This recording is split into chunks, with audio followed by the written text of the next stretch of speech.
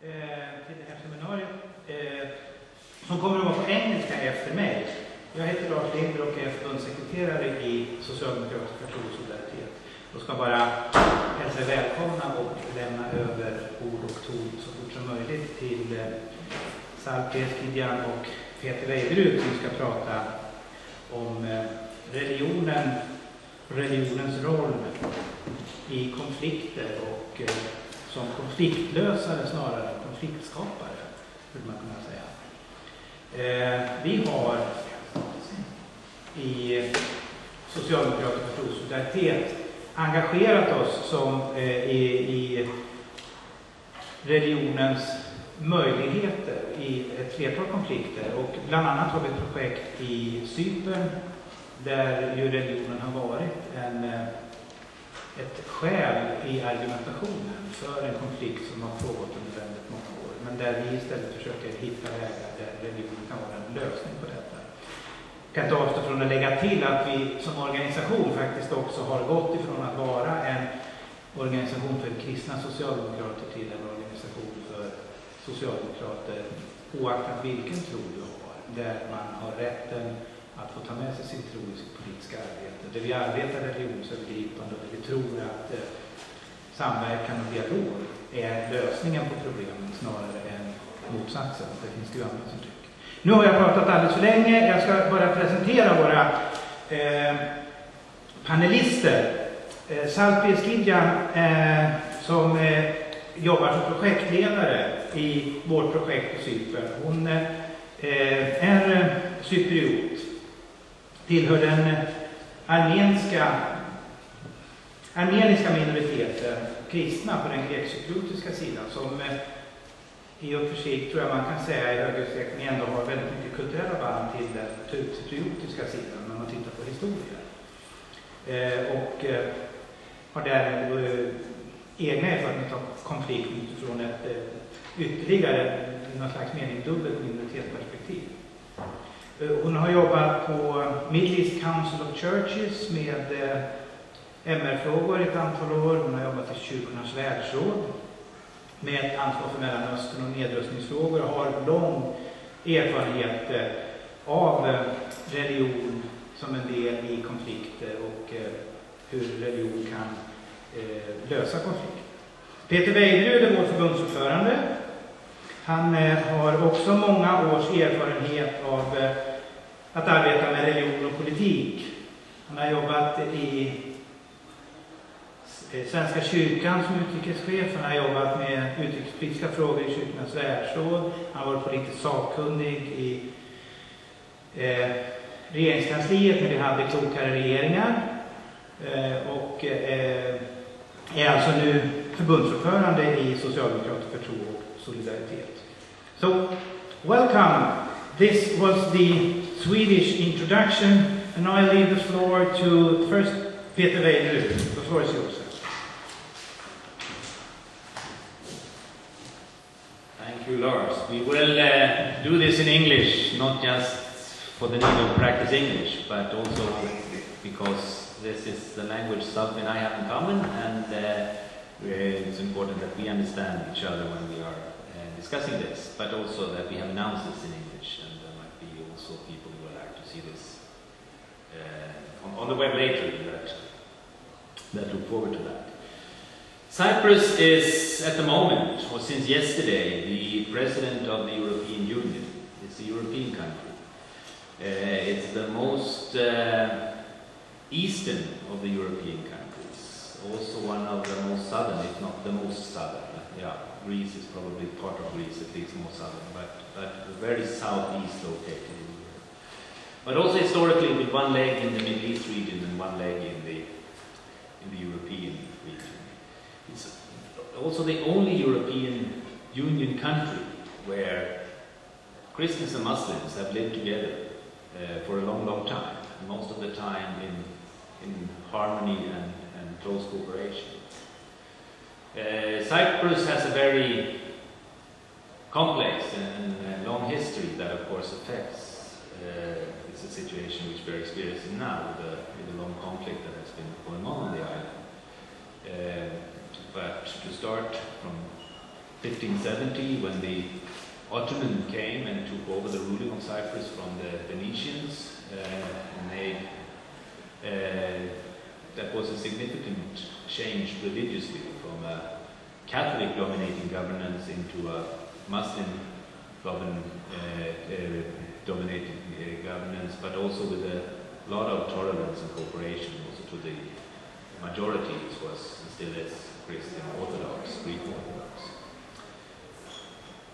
So 100 years later, Great Britain, took over Cyprus as a colony, which was a period of which in a way invested in the conflict that we are seeing today, where we saw a lot of divide and rule policy, which was of course the way of governing in many colonies, not only by the British, but not least by the British. Cyprus gained independence in 1960 and started out with a very complicated constitution which should balance the two big communities, the Christian and the Muslim community, the Greek Orthodox, the Greek Cypriot and the Turkish Cypriot. But a very complex constitution that failed only after 3 years. And since 1963 there has been a clear conflict in Cyprus, and there has been a presence from the United Nations since 1963. And the conflict escalated in 1974 with an attempted coup from extreme right-wing Greek Cypriots with the intention to unite Cyprus with the Greek junta in Athens, which was the pretext used from Turkey to come to rescue as they say, the Turkish Cypriots, but where they invaded the country, and there's been an invasion since then. It stayed on since 1974, where the country was divided, and also religion was divided. Cyprus conflict is not a religious conflict. It's a political conflict. It's a conflict about land, governance and power, like most conflicts. Nevertheless, religion is divided in Cyprus. Religious rights are one of the most obvious victims in the Cyprus conflict. Religious peoples on both sides have more intense feeling about violence in the past compared to secular people. They are less positive to opening of borders compared to secular people, and they have fewer encounters with people from the other side, and hence have more resistance to reconciliation. So religious people are more negative to what we normally would consider peace than secular people in Cyprus, and that is valid on both sides. Religion also, of course, plays a role in Cyprus politics and in the Cyprus conflict. And the question is, what role? Cyprus, as I said, is the only country in the European Union where Christians and Muslims have lived together for centuries, and which what can be described as coexistence, cooperation and even harmony. But for the last half century, the experience has been quite the opposite. And that also, of course, means that the unique role that Cyprus could have as a bridge between the Christian Europe and the more Muslim-dominated Middle East, it's not able to play, because it's not able to come to terms with itself. I started to work with this, and later Salpi joined in this work. I started in 2009, when I, together with the Swedish ambassador to Cyprus, started to connect more closely with the two main religious leaders, the Archbishop of the Church of Cyprus, His Beatitude Chrysostomos II, and also the Director for the Office of Religious Affairs, so-called the Mufti, Dr. Talib Atalay. And when we started this work, these two leaders had only met twice since 1963. Not as persons, because there have been different persons, of course, since 1963, but the two functions only met twice. One was already in the 60s, a meeting facilitated by the United States, which took place in the US, and one just after the Green Line was opened in 2003, but a meeting that also, because of lack of facilitation, ended up in a crisis, in a clash. And this is, of course, from my understanding, very serious, Religion and religious ethics can indeed make an important contribution even to the most complicated political processes. Process of healing, forgiveness, reconciliation, these processes that made it possible for South Africa to raise and see a future after the terrible memories of apartheid would never have succeeded without the experience, the tools and mechanisms which were offered to the political structures by the religious leaders, in particular, of course, by Archbishop Desmond Tutu. And during the years that I worked for the World Council of Churches as the Director for International Affairs, I saw a clear difference, for example, in West Africa, between those countries who had developed inter-religious council, where there was an established dialogue between Christians and Muslims, and those where there was no such instruments. West Africa is a region with very strong mix of Christians and Muslims, and from time to time we can read about clashes between representatives from these communities.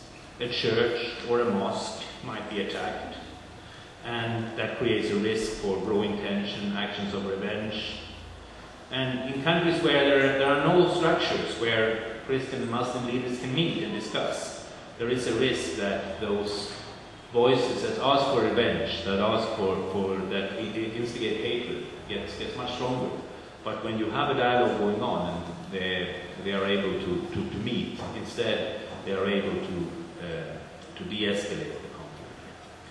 And the same was in the history of the World Council of Churches, where we have many examples where the churches have been able to play a different and constructive political role in the conflict. During the years I worked, for example, that was during the US-led invasion of Iraq, 2003, we were able in the World Council of Churches to bring all leaders, all of them, in the 344 member churches in all countries around the world, to criticize the war and to call it illegal, immoral and ill-advised.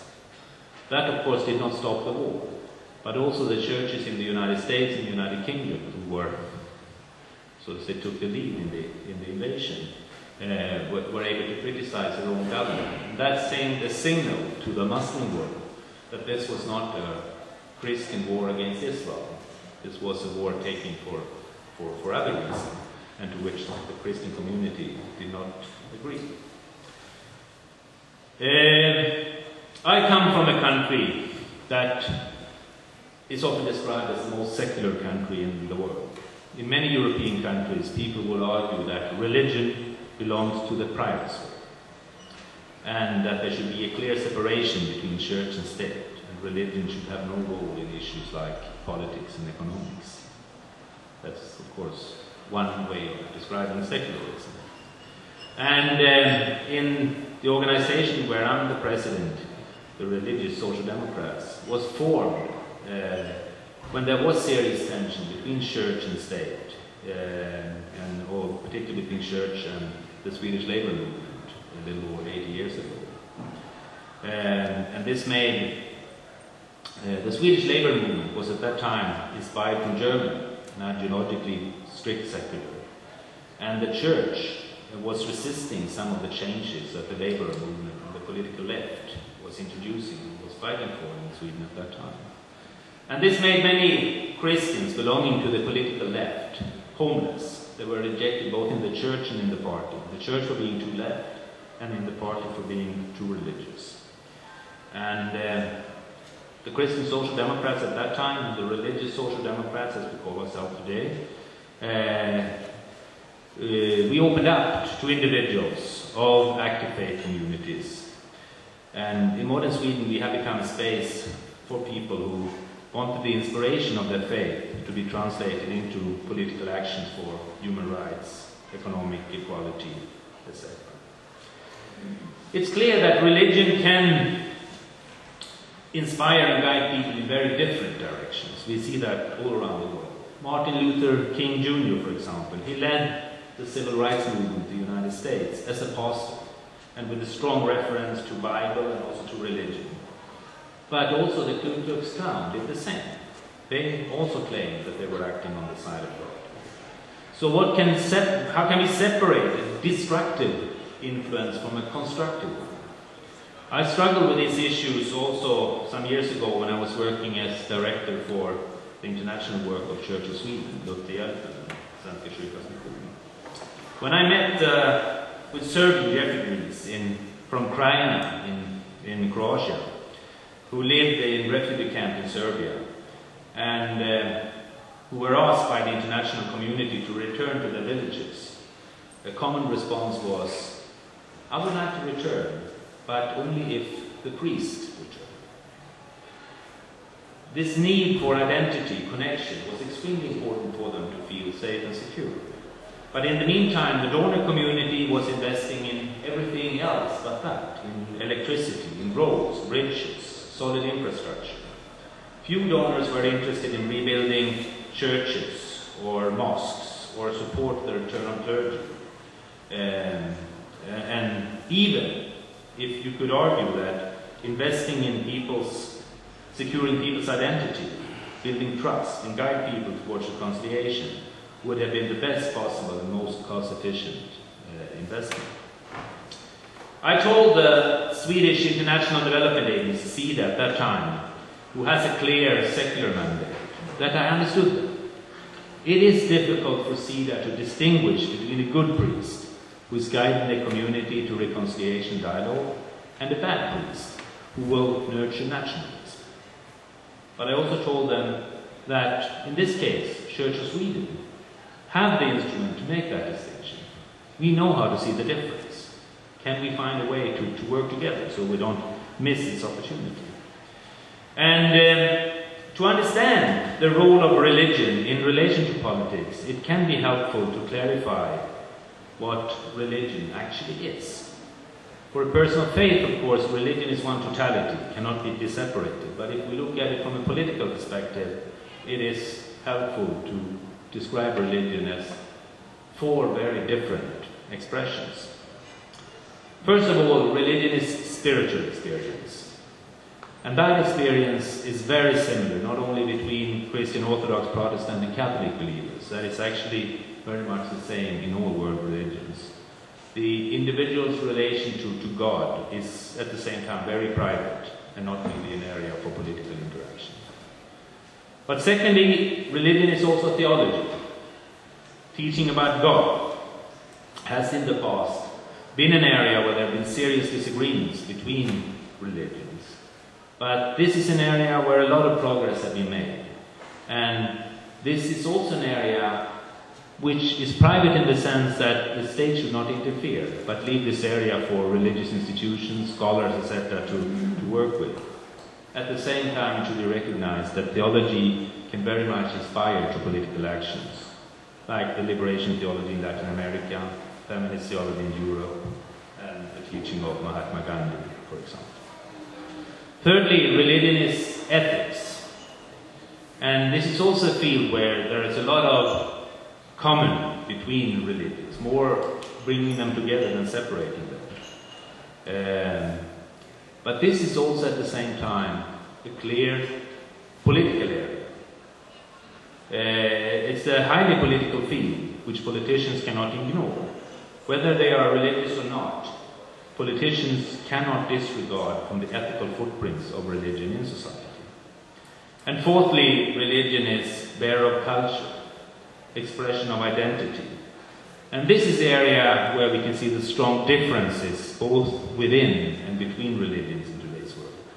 And this is an area which makes religion actually into high politics, extremely political, and where there need to be a political approach.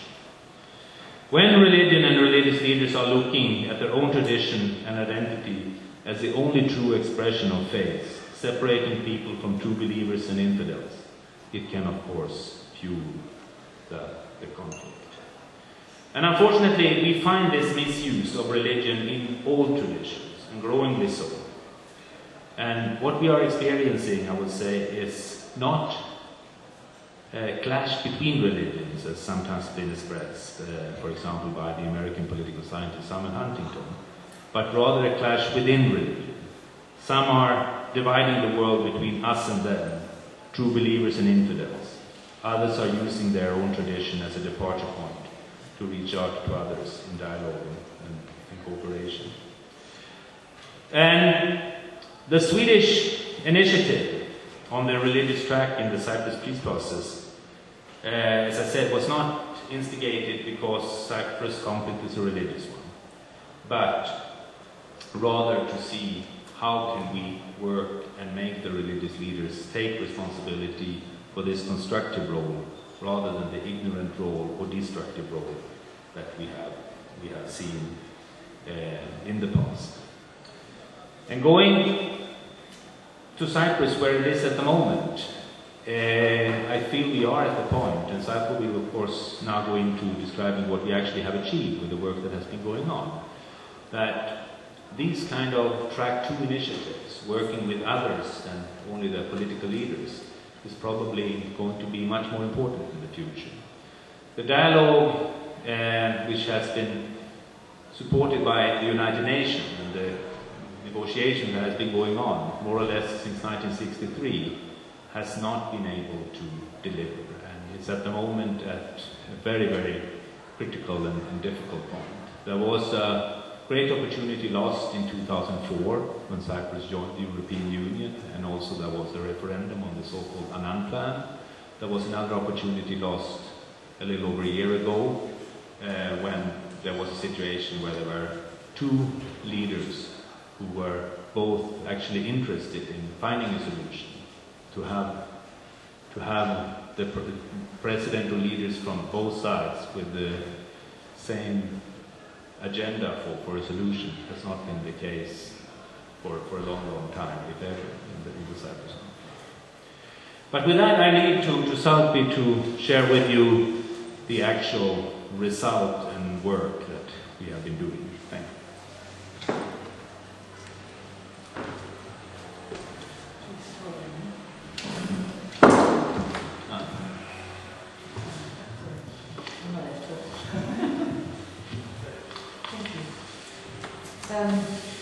I will simply follow the talk and not start a new one. As Peter said, the Annan Plan was a time when there was a lot of investment by the international community to find a way that the people, both Turkish and Greek Cypriots, as well as minorities, could find a solution together. And what we saw in the Annan Plan was a clear lack of respect of the symbols that divided also the people. So while it was a very elaborated and very solid document of legality and how they could share, but when it came to the symbols that would touch people's hearts, the soft areas of reconciliation, the churches that nobody could, that are in a decrepit place, the mosques and the cemeteries, they were seen as, once there's a solution, then we will come to deal with them, instead of being seen as a process. But people's hearts, maybe they would be more comfortable to make those compromises with regards to security, property, etc., if there were certain areas that were also, they found a way to soften them. There are 557 churches in the northern part of the island, where it's right now under Turkish military rule or Turkish rule, that are not in use. Some of them are used by museums, some are in youth centers, some are used as completely left stables or in a very bad. These are images that touch people's hearts in a very negative way. We see in the south mosques that are in very good shape, but some mosques that are just not in use in the same way, not really taken care of, cemeteries that nobody visits, and some that are only partially used. So the violations that we're looking at right now are the right to worship, which is on both sides of the island, which is not the case, or partial use. And the other one is the freedom of movement. The island has been divided, and the ceasefire line where things stopped has started being acted as a de facto border, while it's basically not a border, but it acts that way. So in order to cross, which is now possible, where before it wasn't, you have to show a passport, which is not an international border, but you have to do that and pass. And there's a control of military if you can cross or not cross, by the Turkish Cypriots or the military to be able to do that. And any time you can close up. And this is not the final status, it's just within the conflict where it is. the fact that there are Turkish settlers that have been brought to Cyprus after the occupation under international legality are considered illegal, and hence they're not able to cross to the Republic of Cyprus, which is the southern part. It happens that the Mufti of the island is someone who came to Cyprus and considered a settler. He was 5 years old when he came, therefore he cannot cross to the south. So even though he's the Grand Mufti of Cyprus, according to a constitution in 1960, under the current situation, he is only a religious director of,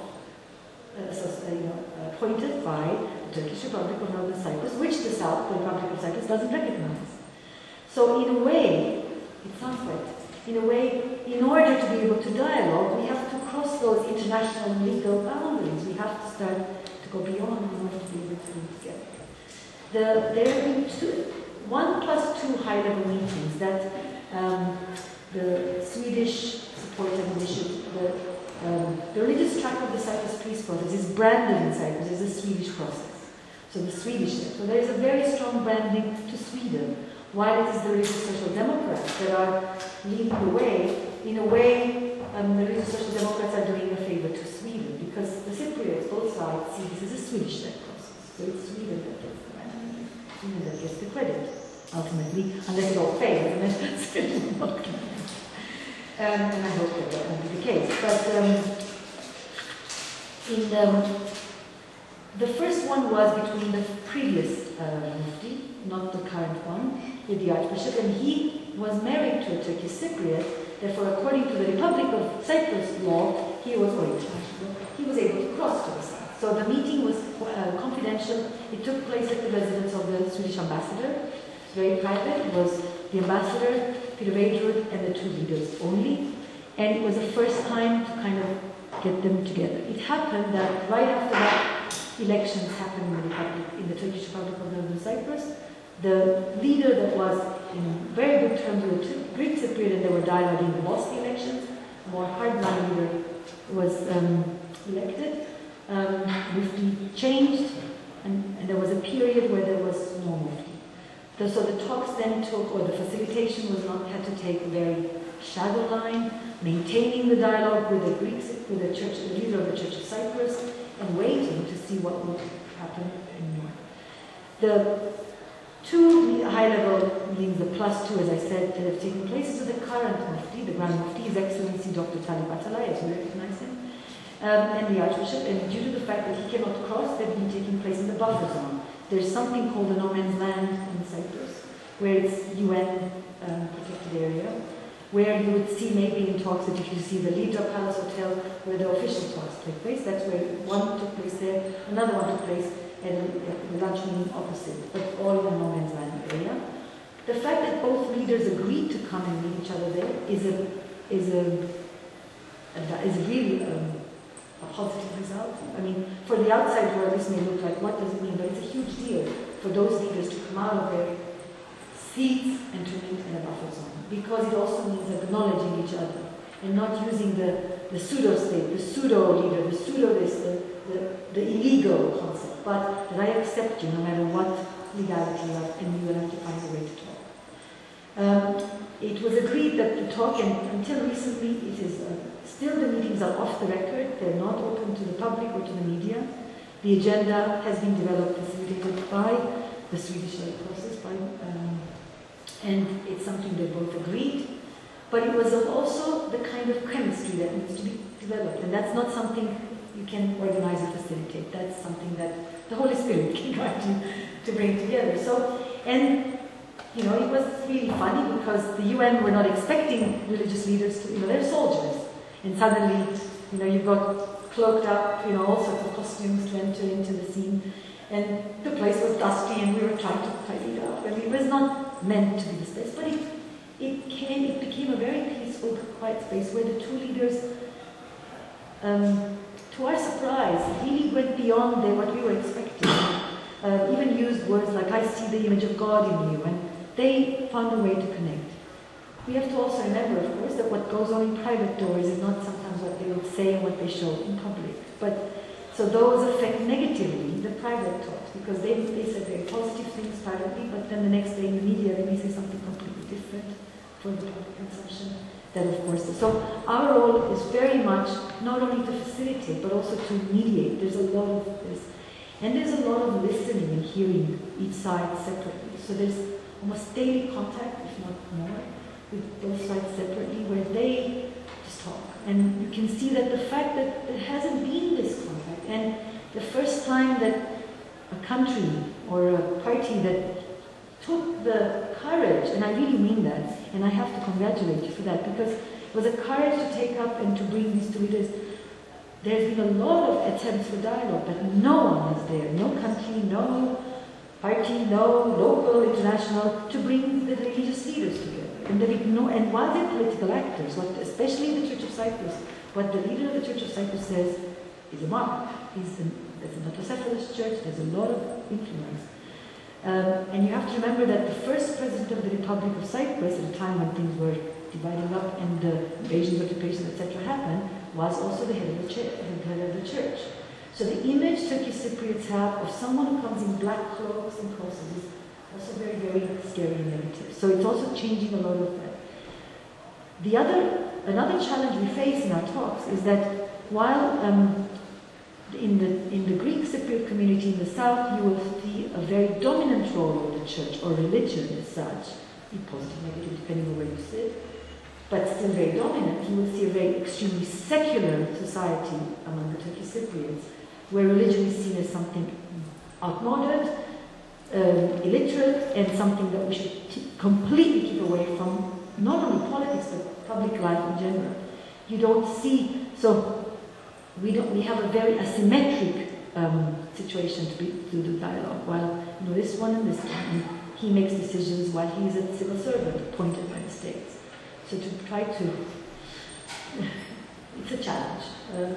But the individuals are able to go beyond it. And I think, I really honestly believe, and I hope I'm not naive in this, that these two leaders, there's an opportunity right now. And while the talks are stalling, and they will for the next 6 months because of the talks, because of the presidency, because of the way Turkey has responded to the Cyprus presidency of the European Union, because of the fact that the dialogue is not taking place. The UN is still shuttling and going back and forth.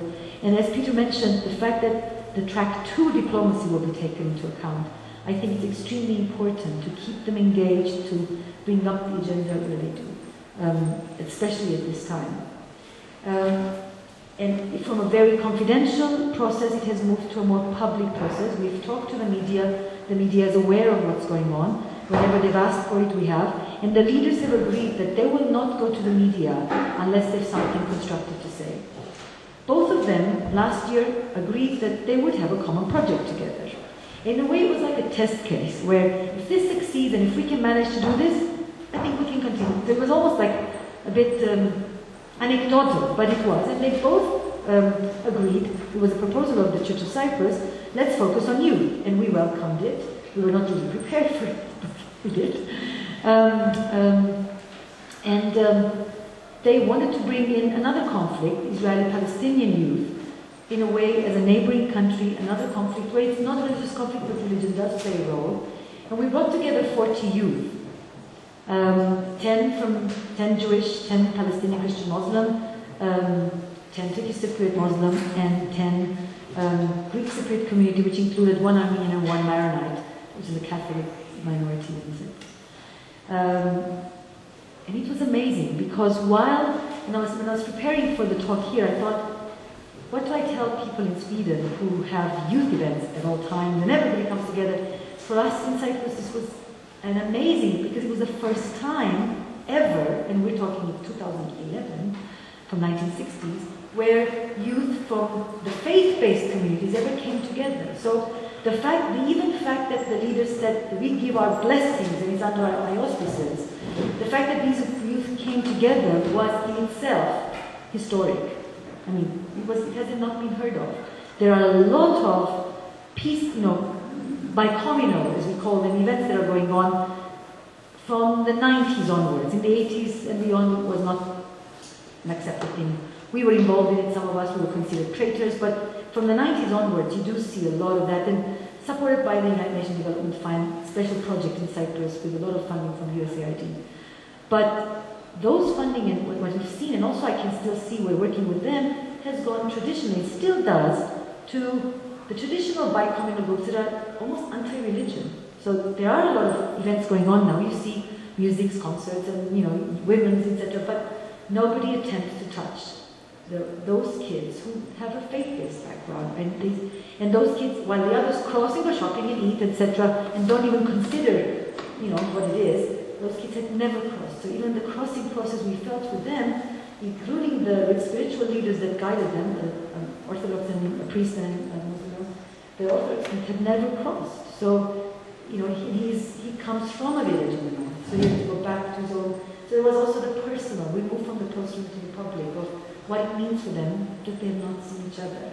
And suddenly, it's not anymore the enemy, but a human being. So while in other conflicts, this is the most normal thing, in Cyprus, this was not the case, especially when it comes to this specific group of people. Because we've got different groups, those who are not interested, those who are completely against. There's like a club almost of the peace groups, but they don't really open up. It's like, almost like a little ghetto of the same kind of people. We see each other at all times. And then there's religion that is kind of somewhere unrelated outside there. I saw from the comments the youth made themselves, the thirst, and I don't mean to exaggerate this, but how much they really wish that this something could go on. And I feel we failed them because, we are constrained with budgets and fundings and umbrellas and all sorts of things that no matter how much it's the political sphere and it's Sweden is the umbrella and whatever, you still have the other constraints that come into it. And, there was no infrastructure, even though there's huge infrastructure in Cyprus around it, but to take those kids and to say, yes, we can continue. And the facilitators that work with us, professional young people, told us the energy that we managed to take that week will not last forever. So please bank on it and move it up. It's still good that, because of Facebook and internet, that we are keeping them together. We've had meetings where the young people made proposals to meet each other. They had an Eid celebration, things that used to happen in Cyprus, but it hasn't happened since 1960. So there has been little attempts, but right now the youth have committed that they would like to have an interfaith youth network of Cyprus, the Peace Network, which we really feel that we would like to give them that support. They were very moved by being in a church that was really, it is on the plan to be restored, but it was in a very bad state. And to see Jewish, Muslim, and Christian kids all come together in a space of worship, which is not together to pray together, to cry together, and to say that this is not something we accept, no matter who divides us and what it does. And they proposed a campaign where they would like to go together to both sides to renovate churches and mosques. The churches on this side, so they want to open up and invite young people, but again, we need to let them go and we need to provide them that space. They are being constrained by political decisions that are on one side or the other side, but the religious leaders have given them their blessings and they're there. Women, the mothers who came around their youth, suddenly came to me and said, we don't have a space to meet the other side, and we would like to do that. Is there a way that the Swedes, because it's the Swedes can also bring us together? And I said, yes, we could. But there are so many inspiring examples, and I'm very, very pleased that the Religious Social Democrats have decided to bring their board meeting to Cyprus, because it's not common. Cypriots don't know what Religious Social Democrats are. And I realize now that when we talk, we spend more time describing what Religious Social Democrats are than what we actually do, because they're really wanting to learn. Who are these people? Why are they interested in Cyprus? They don't realize there's also a personal agenda, but they've come to Cyprus and they're taking the time. So there are moments where, like in any dialogue, there are peaks and then lows. And in the peaks, we've managed on a concrete level to take away things like there was a fee that was put on a very important monument in the north that was imposed by the local mayor. And this was very, very hurtful to the Greek Cypriots, the Church of Cyprus, because it was a fee to a monastery. And through the dialogue, this is something that Grand Mufti was able to intervene and take away. This was a small step, but it made the Church of Cyprus feel more trusted to move forward. And they have continued to work on their agenda of both the issue of the right to worship, the crossing, and how they recognizing the political constraints they're working in, and the asymmetries. And only last week, when we had a meeting with the head of the Church of Cyprus, he's like, "Where is my friend? How is my friend, the Mufti? When are we going to meet again? Please, bring us together." So there is that kind of an atmosphere where we feel very encouraged. I would just like to add that another issue that happened that again sounds very common for anywhere else in the world, but it hasn't happened like that in Cyprus. During Easter, we had an experience with a mosque was burnt. It could have been, there's a tradition in the Greek Orthodox Church where on the Holy Thursday, there's bonfires on Judas burnt. But in any case, so there could be that it was young people in there, maybe it was nothing political, it was maybe, not illegal, but it's immediately seen as what is this. So there I could see that because of the dialogue and what work we're doing with, the statement that the head of the Church of Cyprus made was very, very important, and also the statements that the Grand Mufti made. They'd known each other, so they were able to make statements where they say, we condemn this together and we can't do that. But kind of immediately, it could have really sparked that, it got it down. At the same time, we have the Special Rapporteur of the United Nations on Religious Freedom and Belief visited Cyprus for the first time in his agenda, and he gave a report. Usually a human rights report is going to criticize one side against the other side, etc. And they don't usually, in the human rights world, there's kind of that one side doesn't want to hear what the other side is going to say because it's going to be attacking the other side. And we managed to take the bishop, the priests, and the imam together, and we sat together and listened to the report together, and received the report together. This was very much attacked in the media because suddenly we see an imam and priests sitting together listening to a human rights report about saying what each one says, and both of them got up and said, we both condemn this together. This hasn't happened like this before. So these are very, very small steps for the outside world, but huge steps for the small environment. And I really hope that it's important that a country like Sweden continues to facilitate such a process, because if it was an NGO or a local group, the two leaders would not be able to be pushed to come together. So that name in itself, a country that it's not a colonial power in Cyprus, doesn't have a history, it hasn't sold arms, or not much. We said no. So it's clean, and it comes into the process. It's a bit like the Oslo process, where Sweden started that, and it was taken over by Norway, but it's a process that can lead to something else. And I really hope that Sweden can see that seed and continue. And the fact that the Social Democrats has taken that, and given that umbrella, is extremely important. I hope that it can continue, even if we may have setbacks. And I hope that throughout this year we can see more concrete steps, especially the next 6 months, in such a way that we can show to the world that while things are not proceeding the way they want, maybe on the track 1, but maybe the track 2, very much linked to the track 1, can bear fruits. And I will stop here. Thank you. Thank you very much, Peter and Salpi. We have got some minutes for questions, and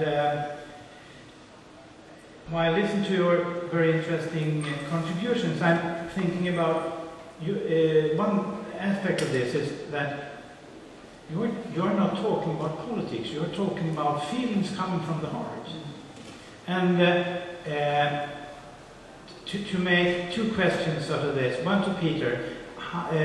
The Swedish policy for development policy has been is heading a direction where feelings getting less and less value, and it's only financial auditors that are counting. How can we change the development policy so that it brings people inside, and the ideas of making things that touches your heart, which you were talking about, Salpi, which I think was very, very interesting. And the other question to you, Salpi, is how do you do when you make people that for 40 years not have been talking about this, start talking about it. Probably you've told us, but I still wonder, how do you do to make people talk about real things that you feel in your heart? Perhaps some other comments as well. No, you are right in this. What you're saying that in particular development policy at the moment is moving into what can be easily measured and described and accounted for out of a very narrow Swedish agenda. Swedish development policy is fantastic. The first proposition to the Swedish Parliament was actually written by Olof Palme exactly 50 years ago. Proposition number 100 is a classical one. For a long period of time, I mean, there of course policies have to change as the world is changing, but the ideas that was invested in 50 years ago were very much long-term, forward-looking, and working with political processes and also taking risks. And we are moving away from that. We have now a situation where auditing and accounting are eating more and more of the budgets, where the priorities are to what can be easily measured. There will be wells, there will be blankets, there will be, and we move from investing in preventing conflict rather than we get more and more into humanitarian aid in catastrophes. It's a very, very sad situation altogether. And of course, this is about understanding realities, working with local people on the ground that understand the situation, and being able also to invest in those areas that cannot easily be measured, but still, or where the result has to be measured in a much more long-term perspective. There are, it's also clear that the international community can also go very wrong. We have in Cyprus, we have a situation where USAID, the United States Development Agency, have invested a lot of money in trying to help the cultural heritage in Cyprus. They have renovated several cultural heritage. Hala Sultan Tekke, a fantastic mosque in Larnaca, was a ruin for many years. The Armenian church and monastery in the north, and several other. USAID has a policy never to rebuild places of worship, because that is the policy in the US Congress. You have to divide it between church and state. So they don't do worship places, they do buildings. And this is of course not a problem in most countries where there is someone that takes over the responsibility when it's returned. But in Cyprus there is a lack of that responsibility because the monuments are located on the wrong side of the Green Line, and there is no full respect how to take care of a mosque in the south, and there are definitely no full respect of how to take care of churches and monasteries in the north. So by having that kind of policy, they are actually not helping as much as they could. So of course the need for having development policies to better understand these deeper and most human dimensions of development drivers, it's extremely important. Thank you. One of the things I can see is that in order for the way this works in this case is that, first of all, there's trust that has been built towards us, and I say that humbly, but without that trust, you can't facilitate it. If one side says it doesn't work, you can't impose the dialogue. And so they know very well that at the end of the day, ultimately, they have the final voice, that I continue to have that trust. So trust is something that as facilitators or as mediators, you have to build continuously. You have to show recognizing and kind of swimming in those waters that, they can get murky at all times. So trust is number one. And I feel that at least until now, and what we have is that we have that trust with both sides. It's also difficult because if one side doesn't like the other side, and if you have the trust of the other one, ultimately you may think it's a zero-sum. Okay, if you're my friend, but you're so-and-so's enemy, if you're also her friend, then what kind of a person are you? So we've explained to them what is the role of a facilitator. They know where are our lines and where are our boundaries, and you have to be both friendly, but at the same time very professional and very, very strict on what you can do, so that not at all times one side will think, okay, but I thought I trusted you and you were my friend, and how come you're talking now? So they know that these are very, very strict lines within. The other thing is that we are very Mediterranean people. And Mediterranean people, at the end of the day, like to get together and talk a lot. So things are relaxed. And sometimes I notice with Peter's facilitation that I have to always kind of remind him that it's okay. They're joking now. It's fine. And there are moments where, and then people are. It's the South, so it's very different. People want to eat and think, and so it's very different. It's a lighter atmosphere. And for someone from outside, when you look at the conflict, it's so heavy. Were these people really doing this? And now they're eating and talking so you have to be in that context of the Mediterranean. The other thing is that you have to be practical. So if they feel they're intelligent people, so that we're not just here to get them to talk and to get, of course, they need to get to know each other, develop their own discourse, and something that it's nothing the facilitator can plan, but an agenda that they will provide. But that we also have clear practical aims and goals that we've developed together with them. For example, they both agreed that they would like us to work together with them to develop an interreligious council in Cyprus, where so we're working towards a goal where we're still discussing who's going to sit where, who's going to chair, there's a lot of that. So facilitation is still key. Unfortunately, they're not at the space where, and the success will be when we can give our keys and walk out, when they can do it together with no facilitation. The success of this kind of work means that we will not have a job. That's the success. So we should aim not having a job one day, because that means that they can manage to do this together. The other practical thing that they've come to is that they know, both of them have said to each other, and they acknowledge that the principles of human rights that are being violated should not be the case, and that both of them are committed to ensuring that they try to influence the political process to end that.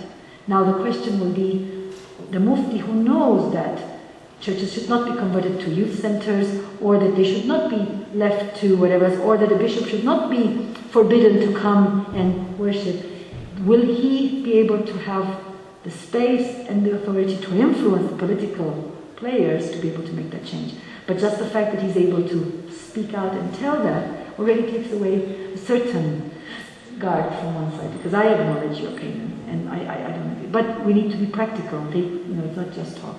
So I think between trust and practicality, and also the kind of people where they are. And the most important is that they want to talk. And as long as, and they're wanting facilitation.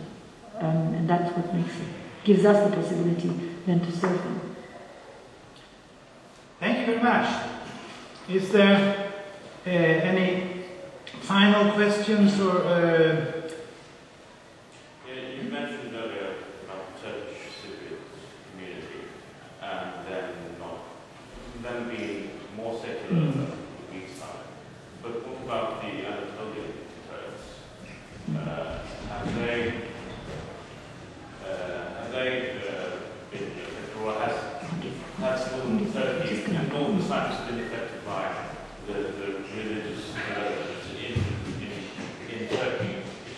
Yeah, we see that the Anatolian Turks are the ones that are the religious ones. They are the ones that will have. So you can also see a clear division within the Turkish Cypriot or the Turkish community as such. And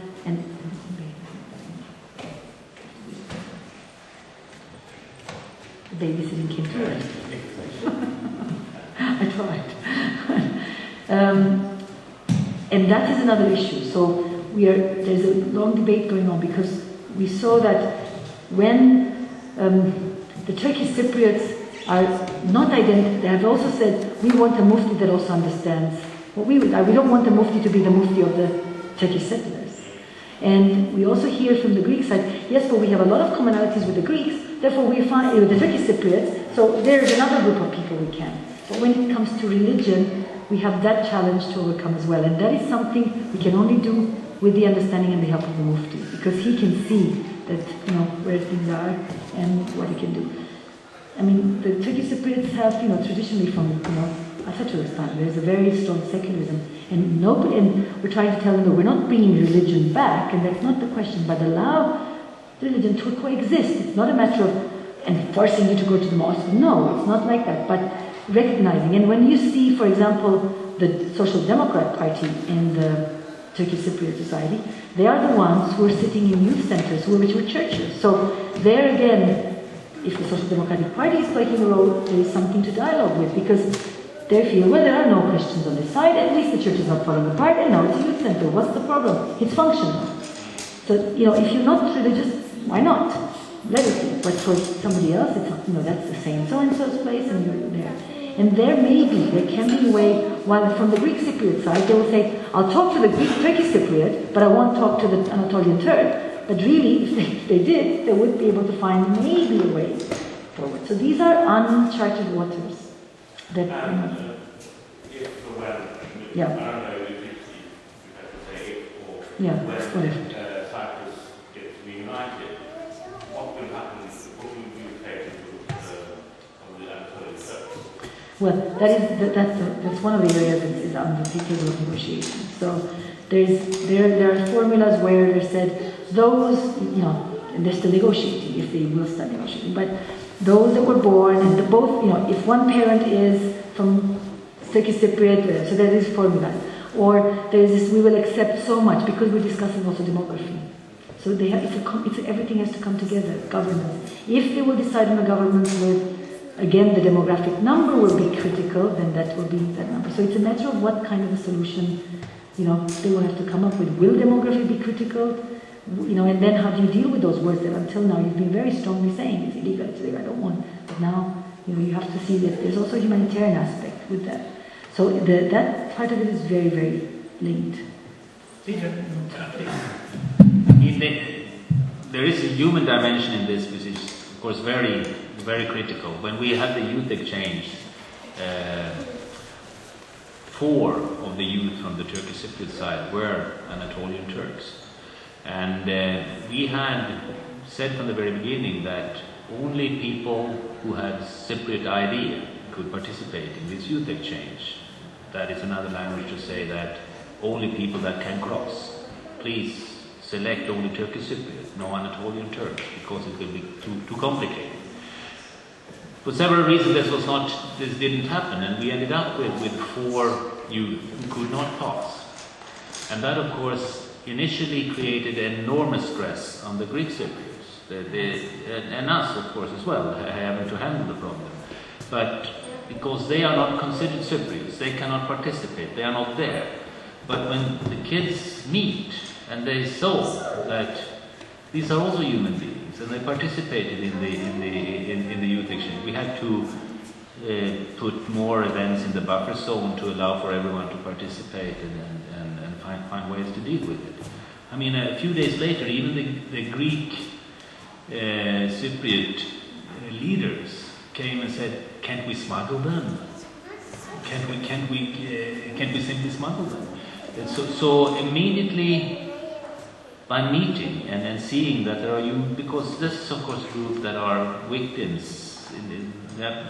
Some of them are born in Cyprus. They are not recognized, and they have a very, very strange situation, and they are not able to cross.